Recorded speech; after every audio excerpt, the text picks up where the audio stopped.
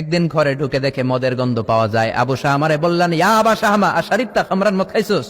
কয় না আব্বা, শারিবতু নাবিজান, নাবিজ খেয়েছি। খেয়াল রাখবেন, মদ হারাম, মদ খেলে আসিবে, কিন্তু নাবিজ খাওয়া হালাল। নাবিজ হচ্ছে আরব দেশেরা খায়, সাদা দুধের মধ্যে রাতে শক্ত খুরমা যদি 5টা ফেলে রাখেন, সকালে ওইটা দেখবেন দুধের রং আর সাদা নাই, খুরমার রস টেনে দুধটা লাল হয়ে গেছে। এটা খেলে স্বাস্থ্যের জন্য আরব দেশে খুব ভালো, কিন্তু এটা রাতে ভিজাইলে সকালেই খাইতে হবে। এটা যদি 3 দিন রেখে দেন, 4 দিন রেখে দেন, এটা তারির মতো মদ হয়ে যাবে, মাতলামি হবে, খাওয়া যাবে না। ওমরের ছেলে ওই মজাটা নেয়ার জন্য 4 দিন ভিজায় রাখছে, তারপরে নাবিজ নামক মদ খেয়েছে।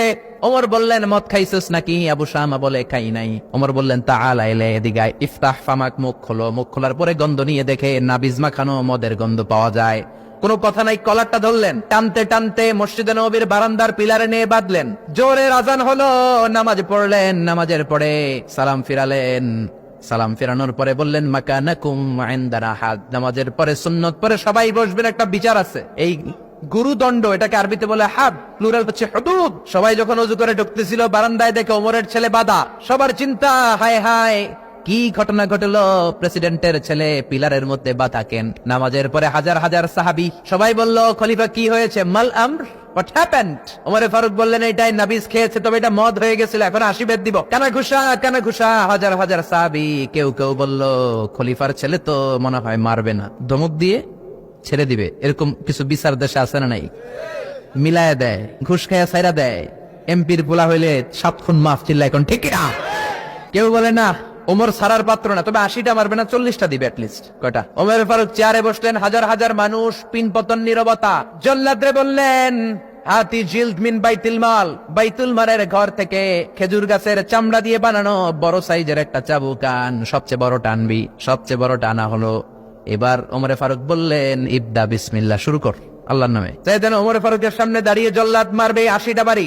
মারতে শুরু করেছে, ওয়াহিদ, ইসনাই, তালাতা। 3 বাড়ি মারার পরে ওমরে ফারুক জল্লাদকে দিলেন এক থাপ্পড়। 3 হাত দূরে যে পড়লো জল্লাদ। জল্লাদের হাত থেকে চাবুক তুলে ধমক দিলেন, তুই কি চাবুক মারোস নাকি চাকরি বাঁচাস? আস্তে মারলি কেন? আসলে আস্তে মারে নাই, দেখে যত জোর ছিল, ওমরের হুকুম তামিল করবে না এরকম জল্লাদ মদিনায় ছিল না। জোরে কোন ঠিক কিনা? যত জোর ছিল তত জোরে মেরেছে, কিন্তু ওমরের পছন্দ হয় নাই। ওমর বললেন, ইনদাকা তালাতা ইনদি ওয়াহিদ, তোর হিসাবে 3টা, আমার হিসাবে মায়ের হইছে 1টা। আমি 2 নাম্বার থেকে শুরু করব। 2, 3। মারতেছে কে? মদিনাতে উনারসে পালোয়ান আর কেউ নাই। এক একটা বাড়ির আগাতে ওমরের ছেলে আবু শামা চিৎকার করে কাঁদে। এক একটা বাড়িতে চামড়া ছিঁড়ে যায়, রক্তগুলো ছোপ ছোপ করে নববীর দেয়ালের মধ্যে লাগে। ছোট্ট ছেলেটা ডেকে বলে, আব্বা আমারে মাফ করে দাও, আর জীবনে মদ খাবো না। সাইয়েদনা ওমরের পাষাণ হৃদয় নরম হয় না, কারণ আসাদ্দুহুম ফি আমরিল্লাহি ওমর, আল্লাহর দিনের ব্যাপারে সবচেয়ে কড়া, কোনো ছাড় নাই। এক একটা চাবুক মারে, লোকজন কেঁপে কেঁপে ওঠে।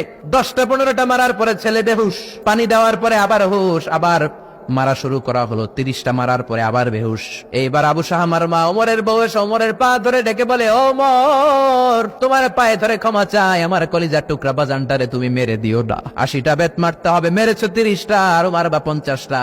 যাও ওমর, প্রতিটা বেতের বাড়ির বিনিময়ে আমি আবু শাহমার মা একটা করে ওট আল্লাহর রাস্তায় সদকা করে দেব। ওমর বলে, না আবু শাহমার মা, এটা আল্লাহর আইন, গোটা দুনিয়াটা দিলেও একটা চাবুকের বাড়ি থেকে ওরা কেউ বাঁচাতে পারবে না। মারতে লাগলেন, আবার পানি দিয়ে আবার হুশ। ওমরের বাড়ি যে খেয়েছে সে বুঝেছে। 50